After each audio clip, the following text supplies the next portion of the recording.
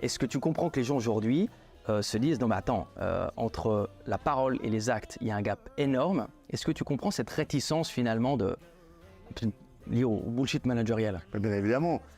Mais même moi, je veux dire, je vois les trucs qui sont complètement aberrants. Après, ça dépend toujours comment tu mets ça en place. Je veux dire, chez nous aussi, on a une table de ping-pong. Chez nous aussi, quand le gars, il passe 5 heures dans la journée à jouer au ping-pong, il dit écoute, gros, faut que tu reviennes quand même bosser, quoi, parce que je veux dire, il y a aussi tes collègues qui ont besoin de toi. C'est une question de bon sens et d'équilibre, mais il y a quand même un truc qui est hyper important, c'est de se dire on passe 8 heures, 8 heures et demie par jour ensemble.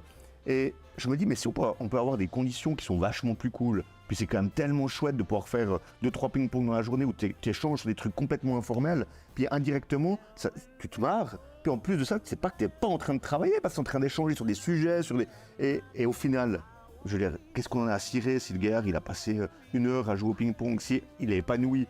Je veux dire, à un moment donné, et ça moi je crois beaucoup, c'est que les gens, quand ils sont dans un cadre sympa, il y a un moment donné où ils vont pouvoir se dire ok, la créativité va être meilleure, l'état d'esprit va être meilleur, je vais être moins mal que si je vais dans un job où je suis hyper anxieux, où je dois faire mes heures absolument, machin, etc.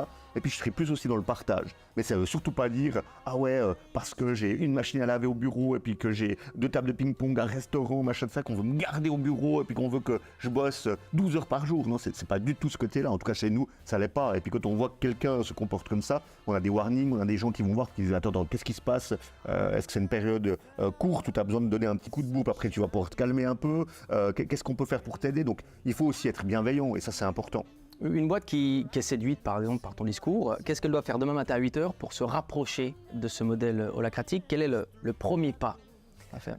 Le premier pas, c'est de se dire qu'il faut responsabiliser les gens de la boîte, puis que les gens avec qui tu bosses, c'est pas tes esclaves, quoi. Les gens avec qui tu bosses, c'est tes collègues. Et puis ces collègues-là, c'est eux qui te permettent de pouvoir grandir. Et c'est grâce à leur impulsion, grâce à leur leur savoir-faire que tu vas pouvoir évoluer. Je veux dire, pour moi, le temps de dire à quelqu'un ouais, faut que tu fasses, puis que la personne doit juste exécuter, pour moi, c'est révolu, quoi. On peut pas faire ça en 2023, quoi. Pour moi, c'est une aberration totale. Je pense qu'il faut vraiment pouvoir laisser les gens s'exprimer, évoluer dans un cadre. Et tu as plus à gagner quand c'est comme ça, parce que toi aussi, ça te permet d'évoluer, d'avoir des gens qui te challengent. Je veux dire, moi, quand j'ai un petit apprenti qui vient et qui me challenge, je suis là, waouh, mais c'est génial, parce qu'il a une perception différente, il a une éducation qui est différente, mais il faut respecter ça. Et ça, je pense que c'est hyper important de le dire.